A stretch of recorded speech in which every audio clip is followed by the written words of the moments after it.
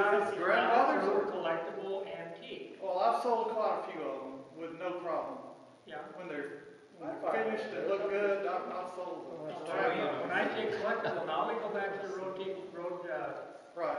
that group, the Antique Roadshow. Yes. And they give us a bad name because they're come in and say, well, they're going to destroy the value. What the hell difference does it make, lady? You're not going to sell it. Okay. You're going to keep it. It's not a collectible piece. If you want to spend $500 on a $200 piece, go for it. It's really important to distinguish two.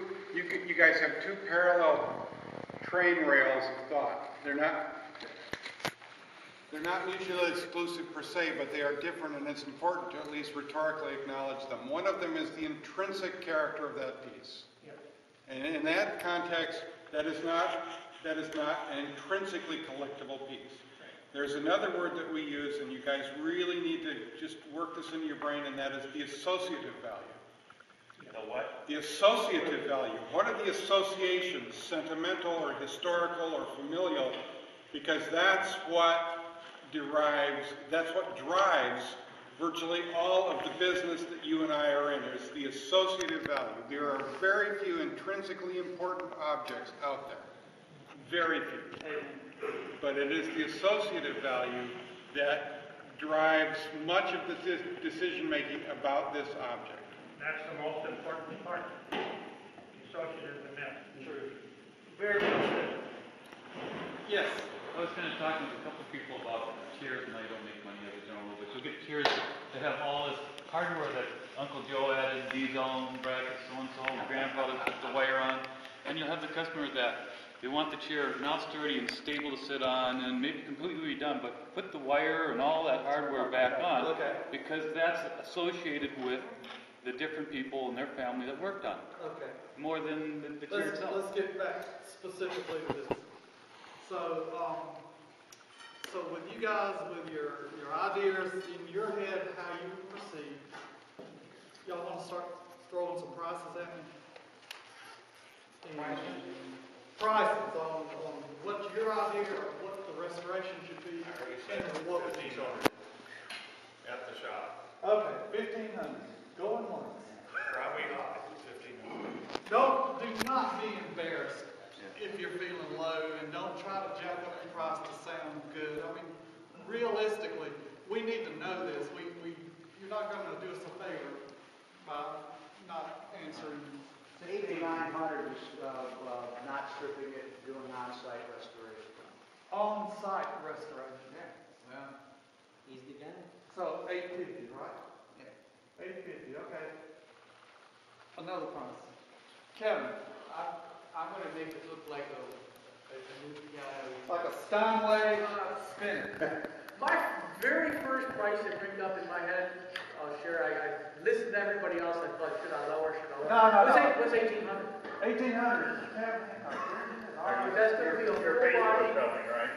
paste filler, My starts with the face fill at the top. Okay, this is a Kevin But I stop it at the top. Kevin Hancock. Somebody say higher, please. Just 300 just to do the top and paste wood. $300. I am Take a shot. here next year. Jeez. Come on, help us out. I'd be 500-600 easy. 500, 600. Drink refinish. Stripping and refinish. I don't know how I could get more. I'm sitting on that line. Let's say 550. We got a 550. Twice what it's worth. John, what is I would probably do it for 900, and that is not paste filling. That's okay, we got that's a strip redo. a 900. Yeah. And Kimberly, Yeah. 400. You know, guys, it's not about the big number. It's about what's your expense.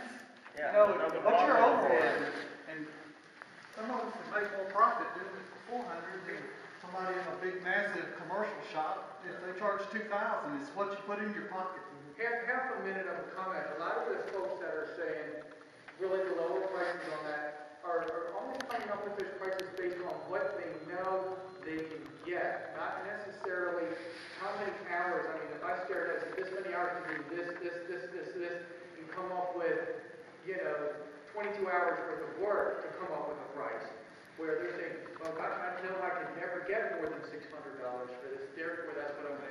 whether I'm gonna put 20 hours into Right. it.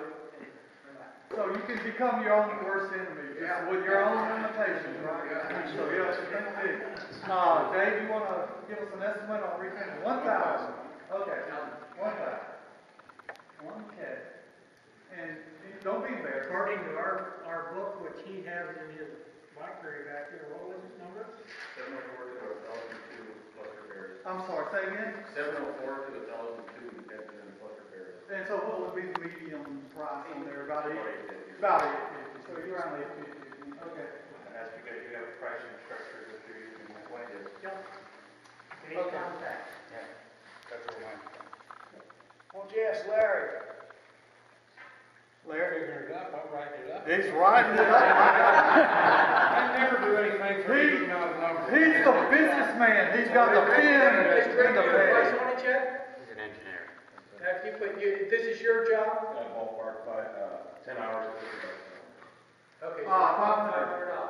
And so that includes the material? Refinish. So around I $500. didn't restore.